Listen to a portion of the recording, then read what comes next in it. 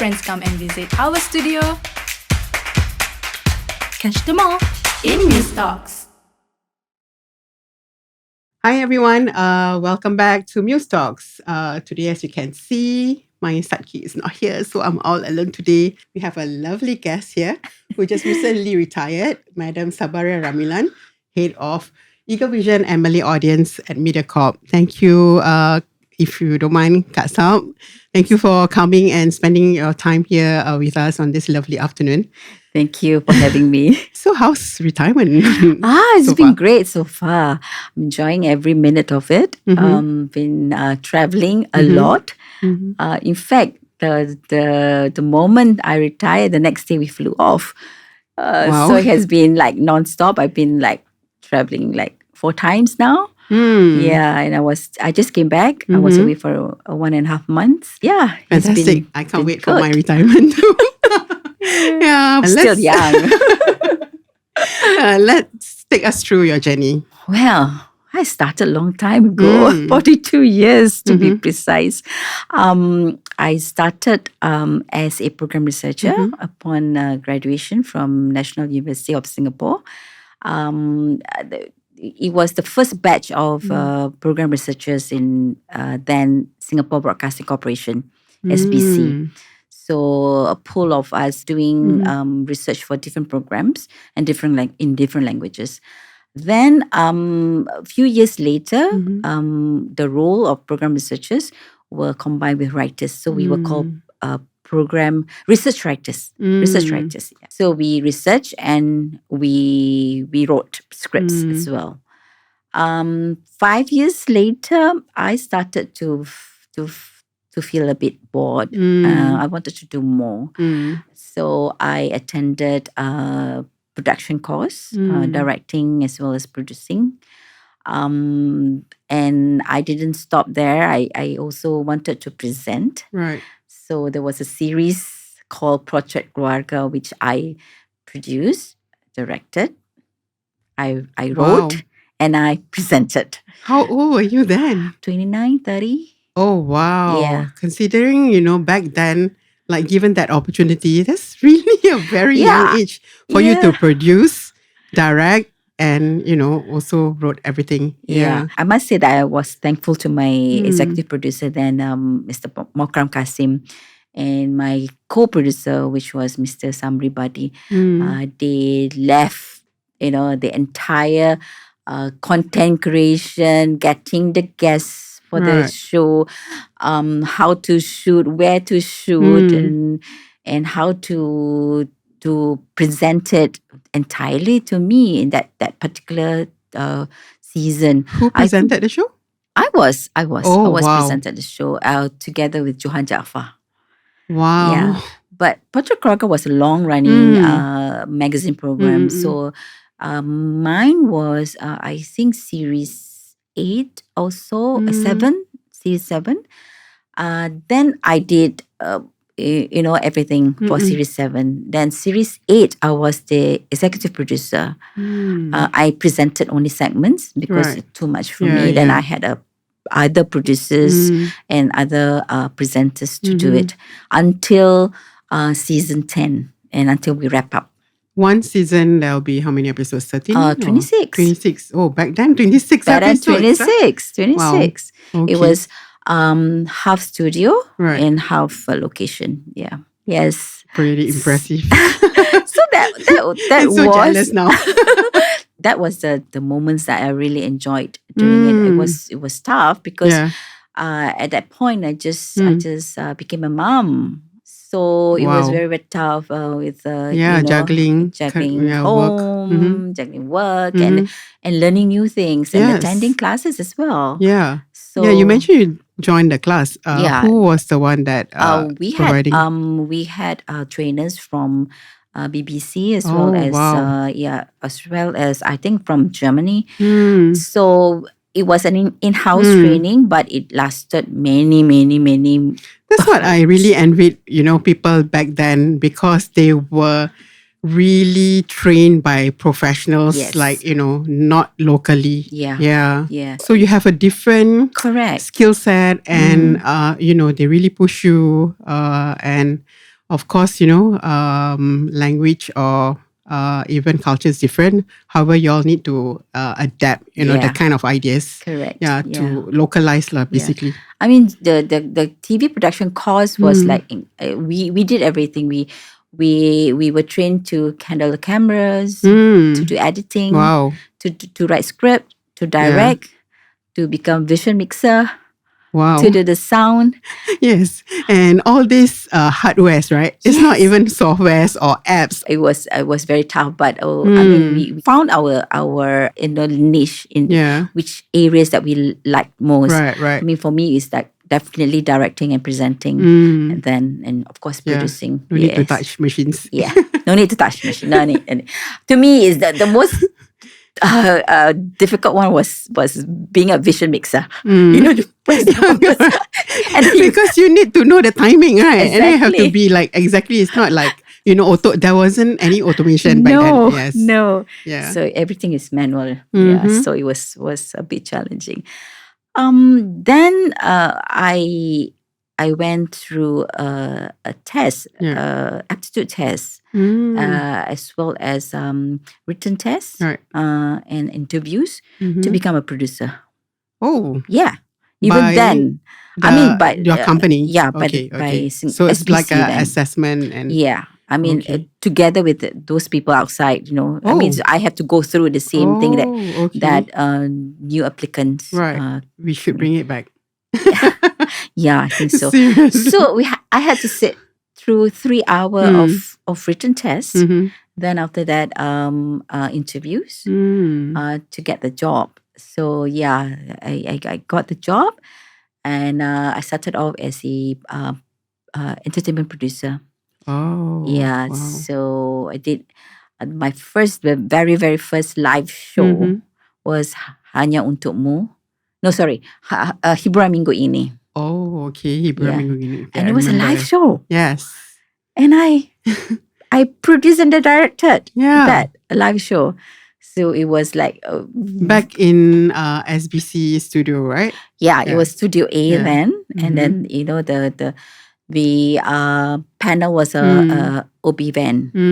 So so I had to hop from the OB van to the studio. Right. It's to not talk within the studio conti. No, it's outside. So I had to talk to the talents, and then sometimes to the floor managers, and then run back to the to the van. And at that time I was expecting my second one. Oh wow! So I the moment I walked into the OB van, the technical producer was saying, "Hey Sabariah, you don't give birth here. Don't. I make sure.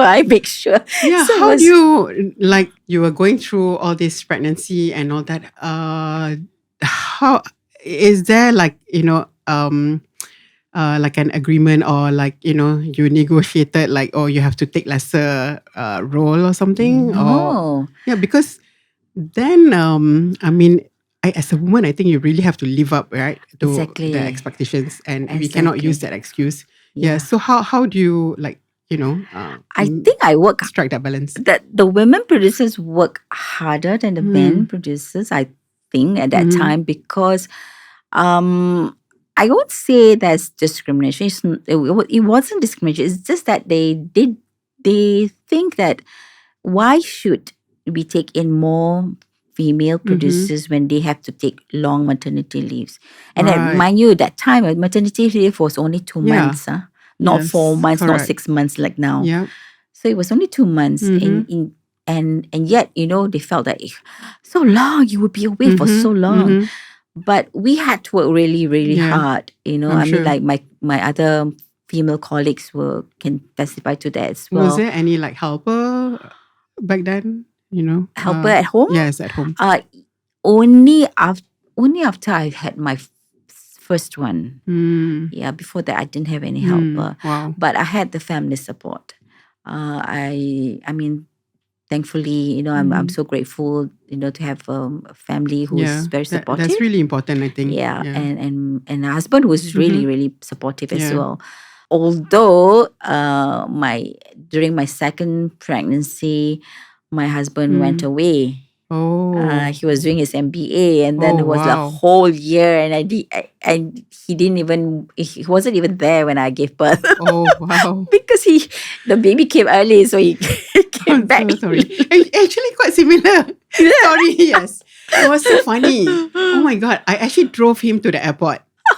Because we kept asking the gynae, are you sure, it's going to be this date? Because I think I'm ready to fall. And then she said, yeah, you have to, because I'm going to go for a small surgery or whatever. And I'm like, what? I have to deliver according to, it's so crazy. And true enough, I didn't make it. So by the time, he left, my dad had to actually drove me to, I the drove hospital. myself to the hospital. Oh my goodness. Because it was a last it was funny because it was my last checkup. It was 2 weeks Early. early. Oh. So it was I was going for my last checkup. Then I had a bit of leaking. So I thought nah, it's okay. That's already a sign. Right. So I just dressed myself Oh, up, dear. and then and then drove myself slowly, Oh, and then gosh. told the doctor, hey, I think just now I had a leak, then but still a long way 2 weeks. Oh, Then dear. I mean, like I said that to him. Then he said, "Oh, better don't go home first, huh? Right. Better I admit you, and then you rest in the hospital just in case. But tomorrow I'm going away. I'm going for a conference." That's what he said. I'm going away. I'm going for a conference. I said, okay, but I think not so soon, right? Not so soon, right? I think I'll wait for my husband to come back, and then I gave birth. Oh, dear. And I gave birth the next day. So we experienced the same thing for our second child. Yeah, second child. Oh, dear. Yeah. Boy. No, a girl. Girl. Yeah, a girl. Oh, so The first one was a boy. I see. Yeah. Second is a girl. It was funny. So anyway, we had a fair share of challenges as a mother, as a wife. But exactly, women. yes, no problem. yes. Okay. So at work, we also experience challenges, correct. and then we need to compete Yes. with the male colleagues. Yep. As you grow older, you need to compete with the younger ones. Yeah. Because my batch during that time, very few graduates enter the. How did they get into the industry? So did they have to go through this aptitude test before Yes. Oh. Yes. Because at that time there wasn't any mass comm courses. Correct. Yep. No film film school, nothing. Yeah. I mean, for me, I graduated sociology Yes. as well as Yeah. Malay studies and geography. So I all my life I thought when I was younger I thought I'd be a teacher. That's the reason why I take up geography. But I hated geography. But I excel more in sociology and Malay studies. So I ended up, in broadcasting. I mean, to also backtrack a little bit, during my university days, I was doing a radio program on youth. Was it on when you were still studying? Yes. I was in so you're like a part-time DJ. Not DJ, but it just a youth show where I presented short segments. Right. So I went out to interview youth, students on anything and everything about youth. Okay. Be it their hobbies, their lifestyles or schools, their worries and whatever. I even had like a forum, a student forum, Cool. in the studio and all that. If in this era context, you'll be like an influencer. I mean, with zero experience, I was grateful to the producer, Mr. Jabbar Hanif, who is retired I read now. about him. Yeah. Yes. So he was the one who is producing this series, and I said I need a student's perspective. How did you stumble upon that opportunity? I got to know his friend through Taman Bacaan. Right. Yeah. So Mr. Halim Kadir. Oh. So Mr. Halim Kadir said, hey, he spoke in Malay. Hey, you bagus lah. You can become, you try and do this program. So he introduced me to Jabbar. So Jabbar was my say that, okay, I have this youth program. I think you'll be suitable for it. So he did a little bit of voice test for me Right, and all right. that. So I wrote a script. Okay. So I presented and I wrote the script. So that's where the love of Yeah. writing and producing came about. Correct. So every week when I went to the radio studio, I would pass by TV studio. Mm. And that time it was Hanya Untukmu, produced by Yusuf Ismail. So all the big Yeah. orchestra, and then Yeah. I said, so interesting. I said, radio is like just audio, but here you have so many Yes. cameras and the lights Yep. and the audience. I said, no, maybe something that I should Yeah. keep. Spark your interest Yes, back then. so that's how it That's how it started. started. So it has not just the education. It has got to do a lot also with your own interests, right? And the passion, and I guess luck. Yeah. I mean, Yeah. the right time, the right place. You are, and you meet the right people. I mean, like I thought that I would just become a writer, research writer, and that's it. But I mix around with the older producers. The veterans like Suhaimi Jais, Kamalia Saleh. Yeah. Then the late Osman Mohamed Noor. And then my EP at that time, Go Guan Siu. So these are the people that so passionate about the work, and they are all very good at their craft. So I thought that I must learn something from them. So that's how I said that as from a researcher to a writer to a producer, what else can I do? So so I learned a lot from these people. From the broadcast itself also, it has gone through so many changes and evolutions. Right? From the analog to the digital. Now, it's I don't know what do you call it, because like we can mobile. Digital. Right? Because everybody can just create content with their mobile phones. Correct. And quickly upload it onto all these platforms. Yeah, when I first started, it was on a film. So we went out filming. Wow. Yeah, using 16mm. 16mm. So I even learned how to like put the film Edit together and then splice it. Splice and tape them together. And then not enough. Then scramble. Right. Yes. This is when we had to do all this labor stuff. Yeah. Then from there it was like 2-inch, then 1-inch. Then Correct. you have the SD tape. Yes. Right. Then HD. And all those medium are very expensive. So we also learn how to like manage costs in a way better. Like right now it's not, it seems like just take everything and then we will look at it again later. True. And I think the other thing about the beauty of producing content then is that TV is still king. People will just watch TV and listen to radio. Yes. Just like, for example, for me, I will rush back when I was in school to watch Pesta Ria, for example, Pesta Pop. Correct. And then watch Sandiwara. Yeah. And then over the weekends, I will want to listen to Pentas Radio, Sandiwara, or Drama di Udara, whatever, Bangsawan di Udara.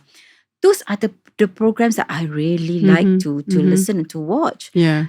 And that for many years, people are really, devoted and correct. And they will just sit in front of the TV and sit in front of radio. Yeah. And to consume content. Became like a family affair too. Yes. Yeah. True. Yeah. So in a way, there is this whole like the bonding, right? Yeah. Correct. But now it's so different. Everybody is just watching on their own. I mean, you can be sitting beside each other in the same room. Yeah. On the same dining table and focusing on your phone and your tablet and then not interacting with one another. Yeah, exactly. Yeah. So with all those changes, right? Can you share with us, like what do you think, in terms of content? Okay, it was very difficult for us as well. I mean, like as content creators for TV, because our medium was TV, right? Content is being being presented in certain ways. Over the last 15 years or so, it was very, very challenging for us as well, because we saw the changes in the landscape, the audience landscape. People are running away from the traditional media. As far back as 20 years ago, we were talking about transmedia already. Yeah. But I think we were a bit slow in Trying to adapt and embrace. adapting to those changes. I remember us attending courses and all that in transmedia 25 years ago. Yeah. And we saw the ratings, program rating has fallen. And people are consuming contents very, very differently, So we also adapt as far as Mediacorp is concerned to produce content in other platforms, in all platforms, in fact. Correct. So if it doesn't work on the traditional TV, for example, it is on MeWatch. Yeah. It is on YouTube. So these are the ways that we are attracting the younger ones who are very, very impatient. They don't have the patience to sit for 1 hour or half an hour. During my time, at least there were quite a regular program for the children. Yep. Now I don't see it, but at the same time, I think there are quite a number of, but not locally produced, you see. Singapore is very unique. We have this whole bahasa baku thing. Yeah, maybe you want to comment on that? I mean, like, I was part of the first, successful children's series, Mat Yoyo. 1982 to 1992, it lasted 10 years. And we even celebrated a big with a carnival in Sentosa. Attracted about 40,000 people. And we did 2 shows, morning and in the afternoon, to celebrate 10 years of anniversary. And after that, Mat Yoyo also lasted for another, I think, about 5 years more. The interest has gone a little bit down because I think there were Disney and Nickelodeon came in. Hi-Fi. Yes, Hi-Fi. Yes, you're right. Remember that. It was very challenging to maintain that popularity and that number of audience. Then about 20 years ago, Revamp, right? I remember, it came back. in 4 different languages. Yeah. But same set. Yes. About same content as well. It did well, surprisingly, on Vasantham. The Tamil version did very, very well. Wow. The Chinese version was was okay, not too bad. The Malay was a bit lukewarm. lukewarm. The English was neither here nor there. Right. It's the same. Yeah. It's the same content. It's the same set. The expectation from the audience are very, very different. Right. How our viewers watch. When someone is talking about it, then they will want to follow, right? Yeah. So, true. Yeah. It's all about timing. Yes, true. So at that time also we noticed that it was very difficult to get Malay kids who can speak Malay well. Was it already in Baku that revamped? Okay. Yes. Last 5 years before you actually retire, I'm sure you can see a huge change. And at that time it was during COVID. Yeah. So what happened? During COVID was the most interesting and the most challenging times in my career. Having Zoom meetings and trying to piece contents together via Zoom, and we can't even meet each other. We need to be separated. Some of the directors are also directing remotely. COVID was very, very new to us. Everybody didn't know what to do and what to expect. So there was a lot of educational programs that we need to do, and also entertainment programs that we need to entertain people sitting at home. Yeah. So we produced something like 200 over hours for remotely, some in the studio, right? But only like very small crew. So it was very, very tough. I also, as team leader, as a boss, need to look out for my team because one after another, fell sick. Not only through COVID, but mental health as well. Yeah. Because the pressure that we had. I mean, some of us had like palpitations suddenly. My blood pressure went up because so many things. That a lot of tension. Yeah, that's going on, and then we have like on Zoom every day, 7 days a week. So it was very, very tough. But we managed. We managed to produce, entertainment series. We managed to produce educational programs, exercise programs, Right. and cooking programs as well. And then we even did a radio to TV, Yes. which was tough because it was only one camera there. And then we can't even have the whole crew because we have to limit the number of people in the Conti. Yeah. So having gone through that experience, right? So it is doable, meaning we don't need so many crew. Yes, it can be done. Yeah. 3 people, 2 people can be done. But whether the two-man crew or 3-man crew is enough to look into the details and enough to produce that sophistication that we want in the production. Yeah. I went to Netherlands to do a course on broadcast management. So it was also an eye-opener because it taught me how to run a station or even run a TV, TV that's a huge channel. skill. Yeah. And then meeting people from all over the world, some are already CEOs, some are president, some are directors and all that. The more interesting thing is that those participant of the course, actually they were from third world countries. The challenges that they faced was so much more. It was so difficult to run a TV station or radio station. This guy from Africa, then he said that there was one time he produced a piece and then he said this piece is going to be on air. Then there was a fighting, at that area. So he couldn't pass through. So what he did was to hop on a motorbike, on this army motorbike, and went through the jungle just to go through his TV station and to play the tape. It was so, we don't experience that kind of thing. So it's very humbling. Correct. It's very, very humbling. Yeah.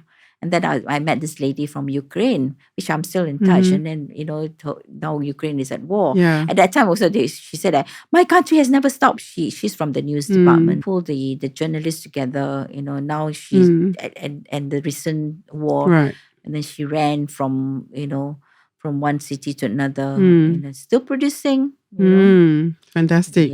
Yes. From your own opinion and what you have seen, what do you think, will be interesting for the station to engage outside production house to commission them? What kind of content are they looking for? Because there's always a hit and miss. You're talking about Surya? Yes. Okay, Malay content. I think there's no right or wrong formula here. I think it is very dependent on the demand and the landscape of the audience. We experimented. We tried to open, get the production houses to produce horror, for example, or even sci-fi.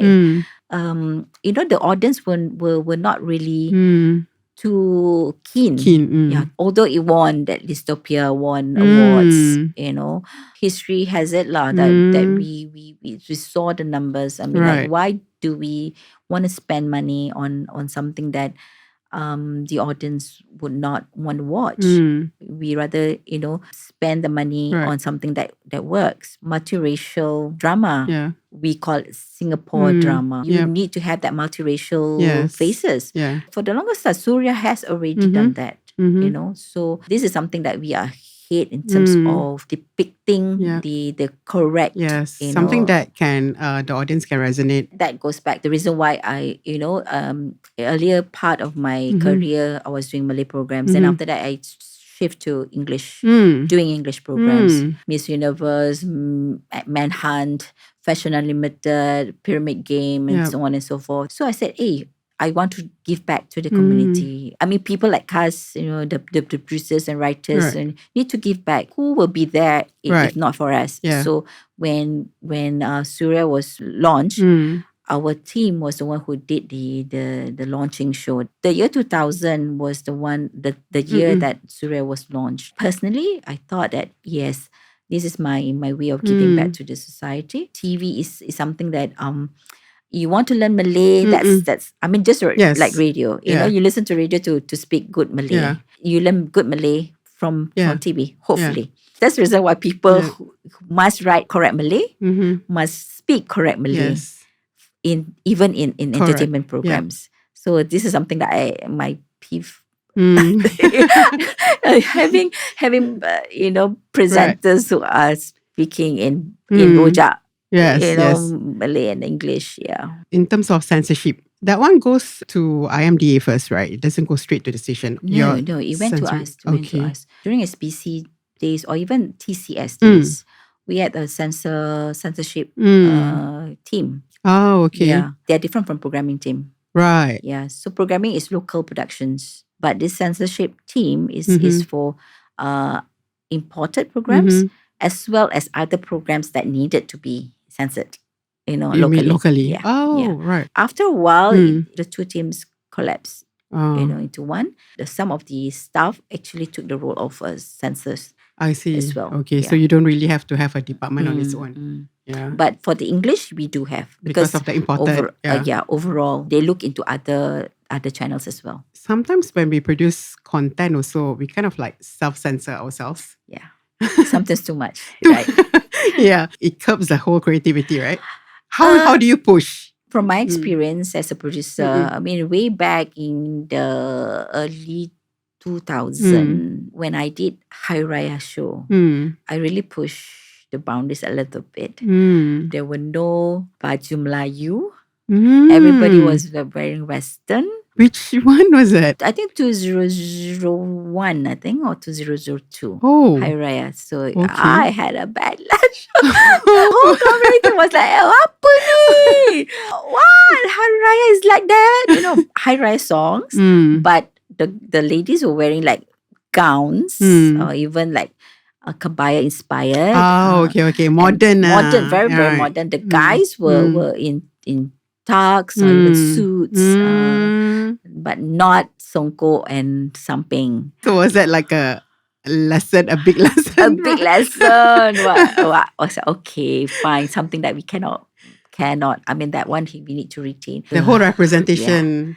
And also the music arrangement. Very Michael Bublé kind of thing, jazzy. Yeah. So I thought I was trying to be a bit.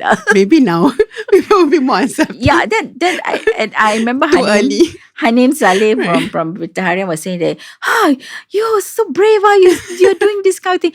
Then you are ahead of your time. Then after that we were talking about it. That if that show were to be produced now, maybe okay. Yeah.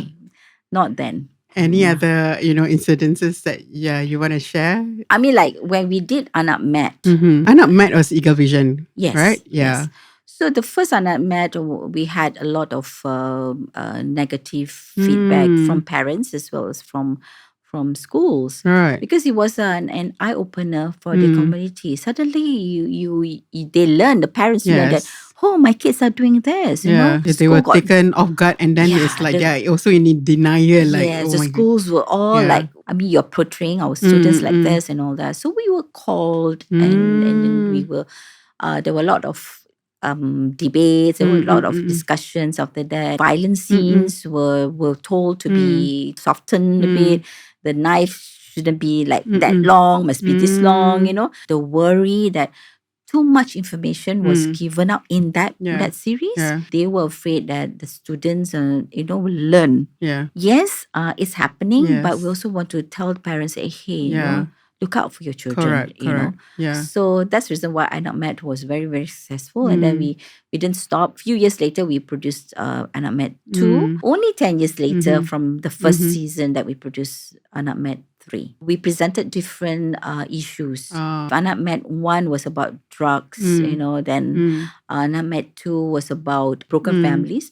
Anak Met 3 is about cyber and then even, cyber sex. Even we had that as well. And, the new things that families, found that children have been doing. So very, very current. The medium is there, and then, you have the opportunity to convey all this message, to educate. That's more important. Yeah. Even when we did Bunga Tanjong, the mini series, which won the New York Film Festival, it was a bold attempt to go back to the 50s to portray dance hostesses. Some people will say that, why are we portraying this and bringing back the Malay community down to that? It happened because it was semi-historical. Yeah. I mean, loosely based on Yeah. someone's real life. We wanted to go back in time and Yeah. also to educate and Correct. to reminisce the Yeah.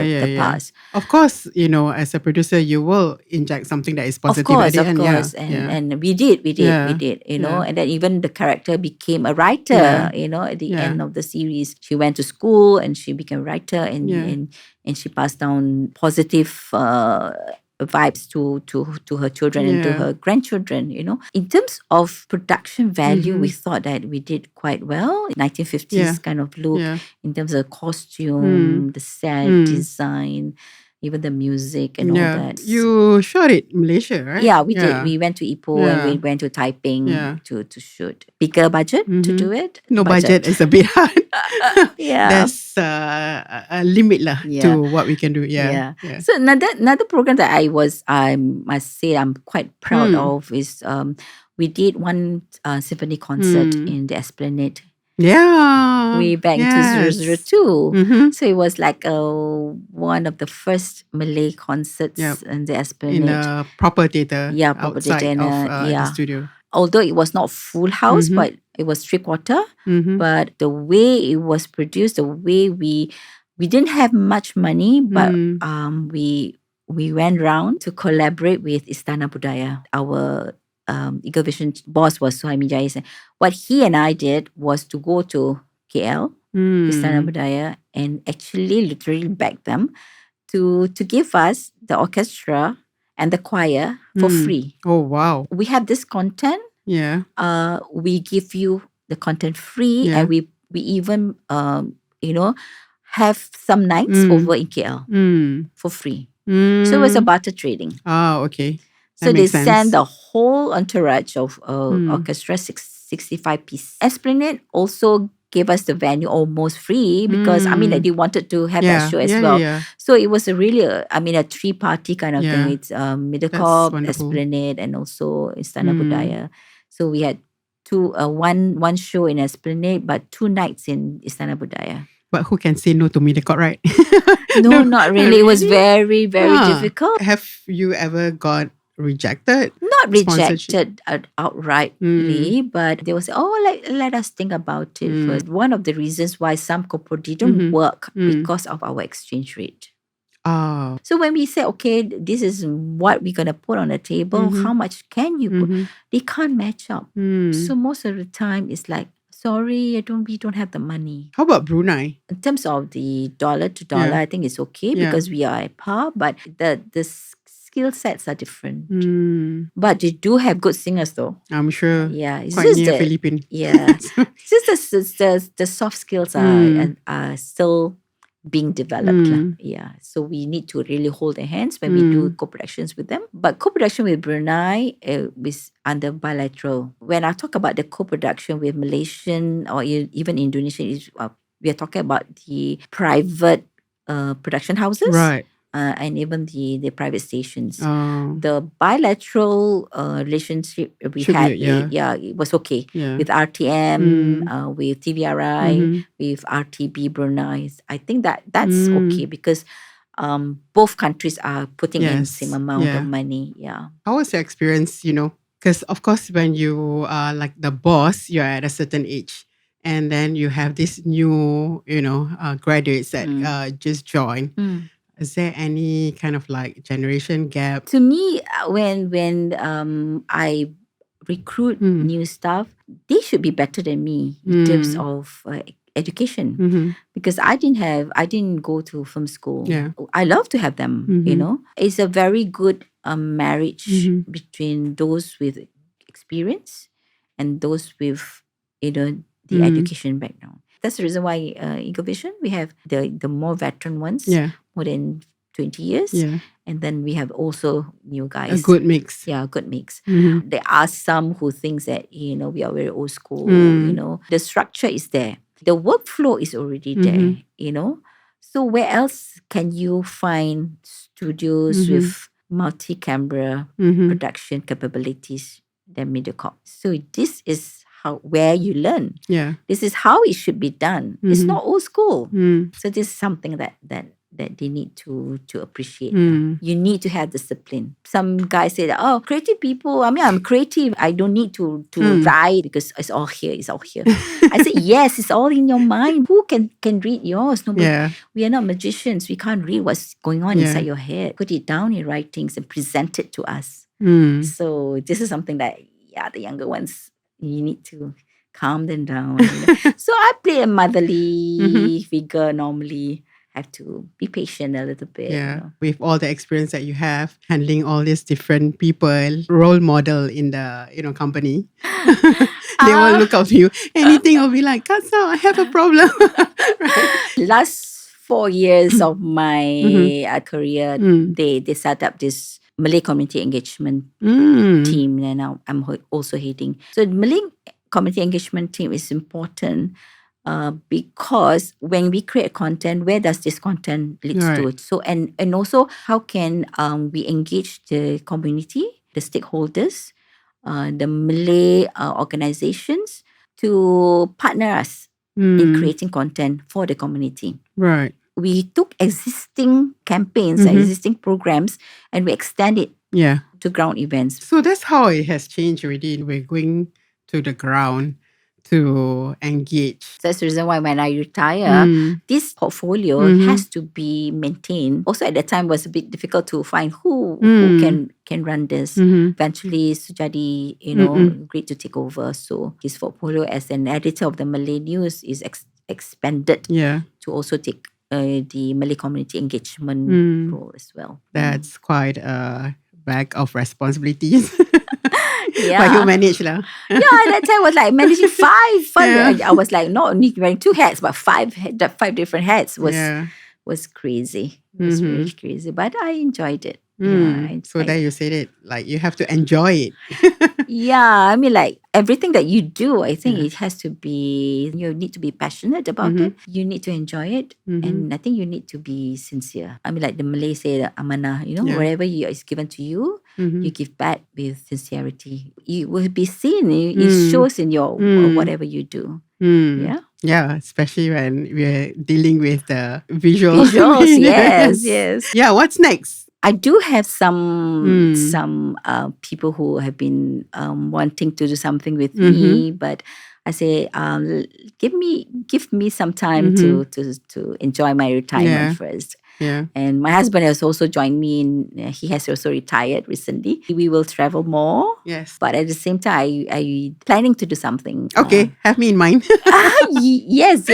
I mean, I would love to work with people that I have been working before in the past. Fantastic. Thank you so much, Kak Sab. Thank you. That was her whole life journey. Now she can enjoy her retirement. Yes. Yeah, we would all be there, get there somehow. Yes. Thank you so much. I think that's great and inspiring sharing. Thank you.